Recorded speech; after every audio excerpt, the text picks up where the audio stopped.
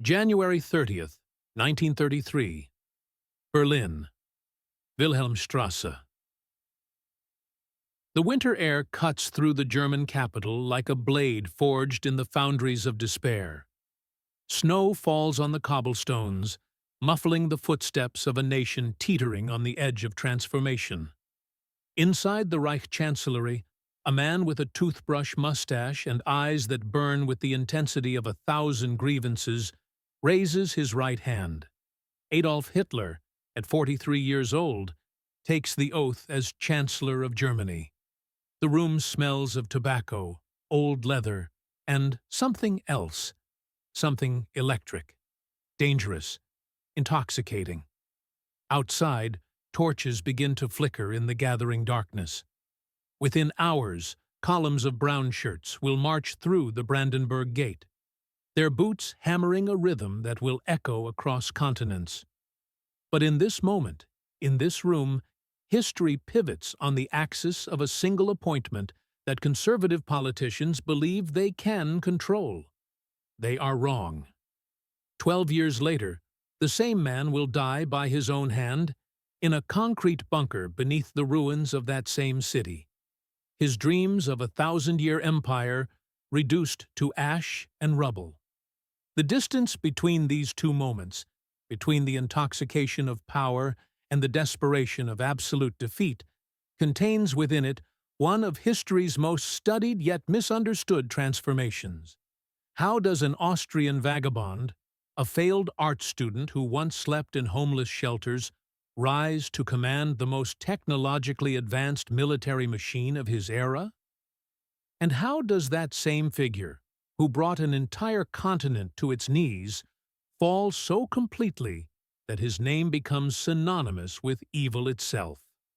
The answer lies not in mythology, not in simple narratives of madness or supernatural charisma, but in the machinery of power itself, in the secrets, strategies, and systematic exploitation of a wounded nation's deepest fears.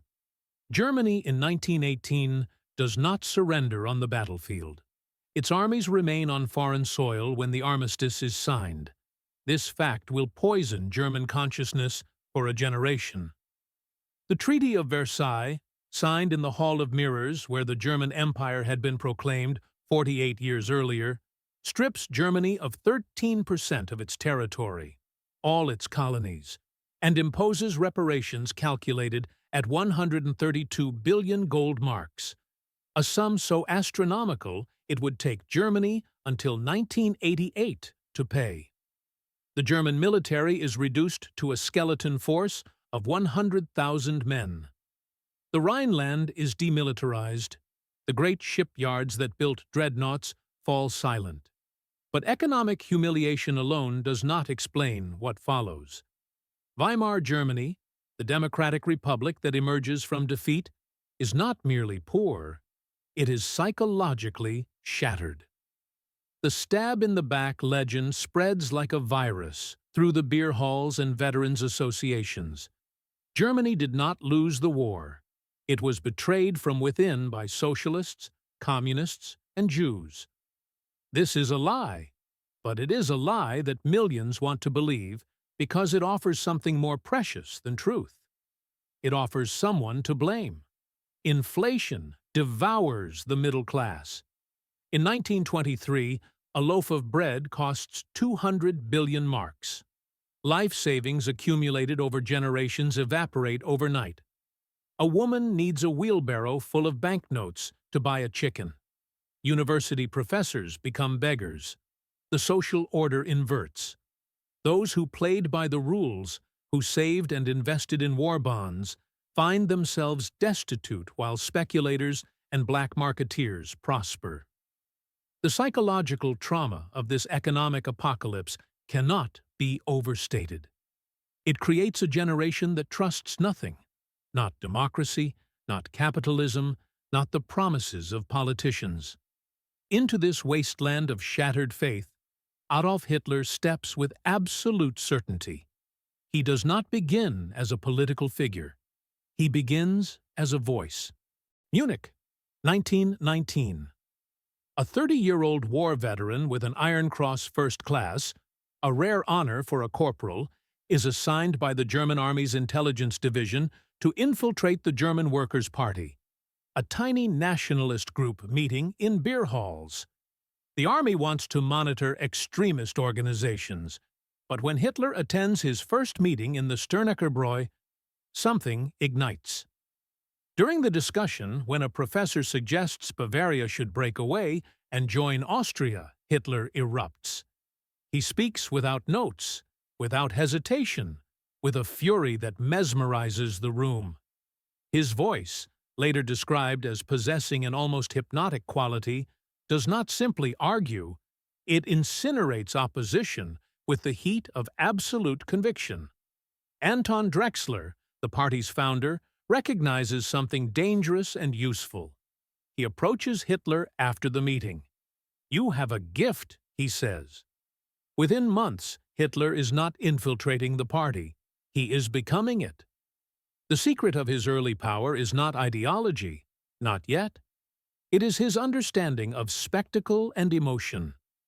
Hitler studies the mass psychology techniques of the socialists and communists he claims to despise, then perfects them.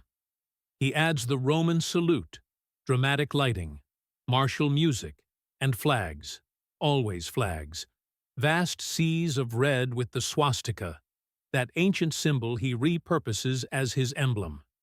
He understands something fundamental about human nature. People do not want complexity. They want certainty. They do not want nuance. They want enemies. And Hitler gives them both with the force of a preacher proclaiming Armageddon. His speeches follow a deliberate structure. He begins quietly, almost conversationally, discussing Germany's suffering. His voice builds gradually, feeding on the crowd's energy. He names the enemies, the Versailles Treaty, the Weimar politicians, the communists, the Jews. His gestures become more violent, his voice rising to a shriek. Then, at the climax, he offers redemption, a vision of Germany reborn, purified, powerful, feared. The crowd does not simply applaud. They weep, they roar, they experience something approaching religious ecstasy. Men who attend his rallies describe feeling intoxicated, possessed, converted. But spectacle alone does not build a movement. Hitler understands that power requires organization, discipline, and, most importantly, violence. In 1921, Hitler creates the Sturmabteilung, the SA, the stormtroopers. These brown-shirted thugs, many of them unemployed war veterans, become his private army. They provide security at Nazi rallies, which means they beat anyone who heckles or protests.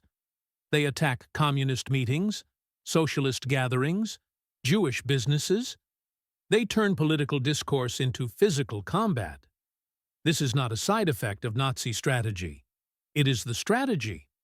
Hitler grasps that democracy, for all its ideals, cannot defend itself against movements that reject democratic rules. While his opponents debate policies and form coalitions, Hitler's men are breaking bones and burning buildings. The beer hall putsch of 1923 should end his career. On November 8th, Hitler and his followers attempt to overthrow the Bavarian government in a coup modeled on Mussolini's march on Rome. It fails catastrophically. Police fire on the marchers. 16 Nazis die. Hitler is arrested, tried for treason, and sentenced to 5 years in Landsberg prison. But even failure becomes opportunity. At his trial, Hitler turns the courtroom into a stage. He does not deny the charges. He embraces them. He claims he is guilty only of loving Germany too much. The judges, sympathetic to nationalism, give him the lightest possible sentence. He serves only 9 months. In prison, Hitler dictates Mein Kampf to Rudolf Hess. The book is barely readable, rambling, repetitive, soaked in hatred, but it is also a blueprint. Hitler lays out his worldview with shocking clarity. The myth of Aryan racial superiority, the need for Lebensraum in the East, the identification of Jews as an existential threat to the German people. Later, the world will claim it did not know what Hitler planned, but the plans are there, published in 1925, available to anyone who cared to read them. The problem is not secrecy, it is disbelief. No one imagines that such grotesque fantasies could become state policy.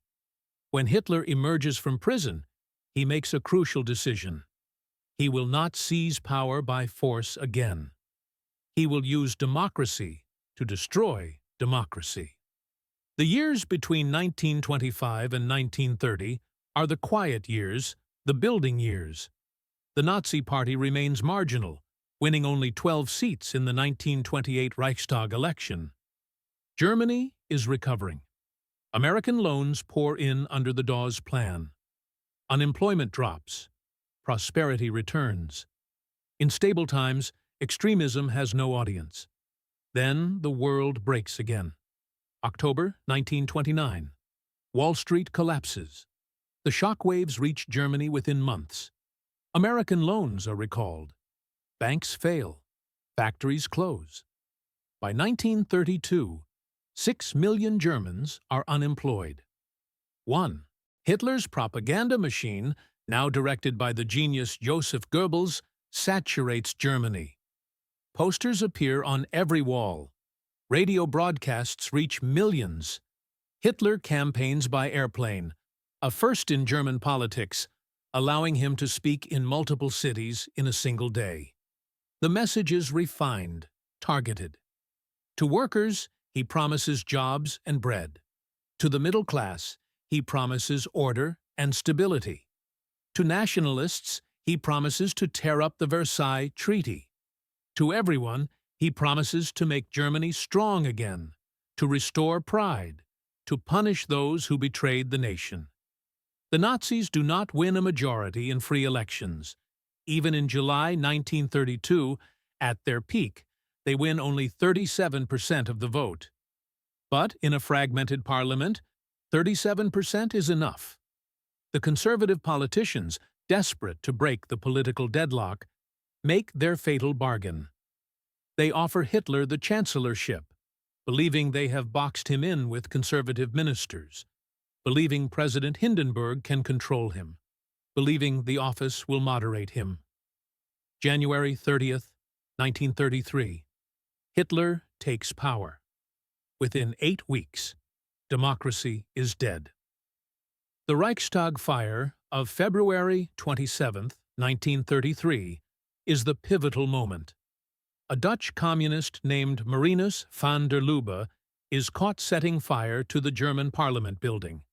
Whether he acts alone or with Nazi encouragement remains disputed, but Hitler's response is instantaneous and ruthless. He declares a communist conspiracy to overthrow the state. President Hindenburg, panicked, signs the Reichstag Fire decree, suspending civil liberties to protect the German people. Freedom of speech, freedom of the press, freedom of assembly, all dissolved overnight. Thousands of communists, socialists, and trade unionists are arrested. Stormtroopers drag them to improvised prisons, torture them, murder them. The first concentration camp opens at Dachau on March 22, 1933, initially to hold political prisoners. 1 month later, Hitler pushes the Enabling Act through the Reichstag. The law, officially titled The Law to Remedy the Distress of the People and the Reich, gives Hitler's cabinet the power to enact laws without parliamentary approval. It is the legal suicide of German democracy. Only the Social Democrats vote against it, and their courage is futile. The Enabling Act passes. Hitler no longer needs the Reichstag. He is the law. Gleichschaltung, coordination, follows. Every institution in German society is Nazified. Trade unions are abolished and replaced with the German Labor Front. Independent newspapers are shut down or taken over. Universities are purged of Jewish professors and dissenting voices. Book burnings illuminate the night as students destroy un-German literature. The civil service is Aryanized under the law for the restoration of the professional civil service, forcing Jewish officials out of government positions. Churches are pressured to conform. Those that resist face persecution. The speed is breathtaking. Germany in January 1933 is a democracy, flawed but functional. Germany in December 1933 is a totalitarian state. Yet even now, Hitler's power is not absolute. The SA, under Ernst Röhm, numbers 4 million men, dwarfing the regular army. Röhm speaks openly of a second revolution, of replacing the conservative military establishment with his brown-shirt thugs. The army generals despise Röhm and fear him. Hitler faces a choice, the SA or the army. He chooses the army. The Night of the Long Knives, June 30th, 1934, is Hitler's blood oath to the military. SS units arrest Röhm and dozens of SA leaders. They are executed without trial. Röhm is shot in his cell. Over 2 days, hundreds die. Not just SA men, but old political enemies, conservative critics, anyone Hitler wants removed. It is murder dressed as statecraft. The army approves. They have their purge. Hitler has removed the last organization that could challenge him. 1 month later, President Hindenburg dies. Within hours, Hitler merges the offices of Chancellor and President. He is now Führer, leader of Germany.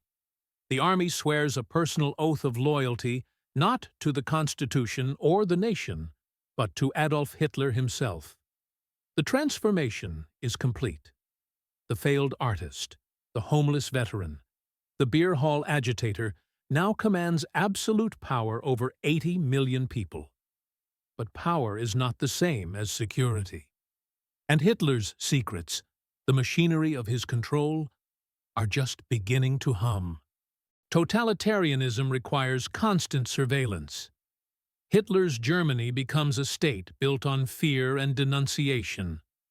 The Gestapo, the secret state police, grows into a vast network of informers and interrogators.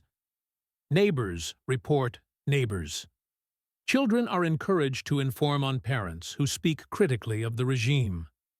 The famous Gestapo headquarters at Prince Albrechtstrasse becomes synonymous with terror. People dragged into its basement cells rarely emerge unchanged. Torture is routine. Confession is inevitable. Yet the Gestapo is smaller than most people imagine. Only about 32,000 officers for the entire Reich by 1944. The secret of its effectiveness is not size, but complicity. Ordinary Germans, whether from conviction, fear, or opportunism, become the regime's eyes and ears. Studies after the war reveal that most Gestapo investigations begin not with surveillance, but with denunciations from ordinary citizens. Terror works most efficiently when a population polices itself. Hitler also understands the power of symbols and rituals to manufacture consent. The Nuremberg rallies, held annually from 1933 to 1938, are masterpieces of propaganda. Hundreds of thousands gather in the Zeppelin field, transformed by Albert Speer's architecture into a cathedral of power. At night, 150 searchlights create cathedrals of light, piercing the sky. Hitler arrives like a deity, descending to his worshippers. The masses roar in unison. Individuals dissolve into the collective. Leni Riefenstahl's film, Triumph of the Will, immortalizes these spectacles, creating a visual mythology of unity, strength, and destiny. But beneath the spectacle is material seduction. Hitler delivers on economic promises. Unemployment plummets from 6 million in 1932 to fewer than 300,000 by 1939. How? Massive public works projects, the Autobahn system, expanded railways, new housing. Rearmament creates millions of jobs in factories producing tanks, aircraft, and munitions in violation of Versailles. Women are encouraged to leave the workforce, opening positions for men and reinforcing traditional gender roles that many Germans find comforting after years of social upheaval. The Volkswagen, people's car, is promised to workers through a savings scheme that becomes another scam. But the promise itself is intoxicating. For many Germans, life improves dramatically under Hitler. They have jobs, food, national pride. They ignore or rationalize what is happening to Jews, to dissidents, to the other. This is the darkest secret of Hitler's power. It is not imposed entirely from above. Millions of Germans participate, benefit, and choose not to see. Hitler's foreign policy successes cement his domestic control. In 1935, he announces rearmament and reintroduces conscription, violating Versailles. Britain and France protest but do nothing. In 1936, German troops march into the Rhineland, remilitarizing the border zone. Hitler later admits he would have withdrawn at the first sign of French resistance, but France does nothing. Austria is annexed in 1938, the Anschluss greeted by cheering crowds in Vienna. Hitler has achieved what the Habsburgs and the Weimar Republic could not. The union of Austria and Germany. The Sudetenland follows. Hitler demands the German-speaking regions of Czechoslovakia. War seems imminent. Then British Prime Minister Neville Chamberlain flies to Munich and agrees to Hitler's demands, believing he has secured peace for our time. Hitler takes the Sudetenland in October 1938. 6 months later, he takes the rest of Czechoslovakia. Still, Britain and France do nothing. Each bloodless victory reinforces Hitler's myth of infallibility. His generals, who initially doubted him, become believers. The public sees a leader who restores German power without war. Internally, opposition crumbles. Even those who despise Hitler's racial ideology admire his diplomatic coups. But Hitler's ambitions cannot be satisfied by diplomacy. Lebensraum, living space, requires war. Poland is next. This time, Britain and France draw a line. Hitler does not believe they will fight. He has made a secret pact with Stalin in August 1939, dividing Poland between Germany and the Soviet Union. On September 1st, 1939, German forces invade Poland. 2 days later, Britain and France declare war. The Second World War begins, and with it, the arc of Hitler's rise reaches its zenith. In less than 2 years, Germany will conquer Poland, Denmark, Norway, Belgium, the Netherlands, Luxembourg, and France. The Wehrmacht will stand victorious from the Atlantic to the gates of Moscow. Hitler will control more of Europe than Napoleon. 75 years later, the question remains, could it happen again?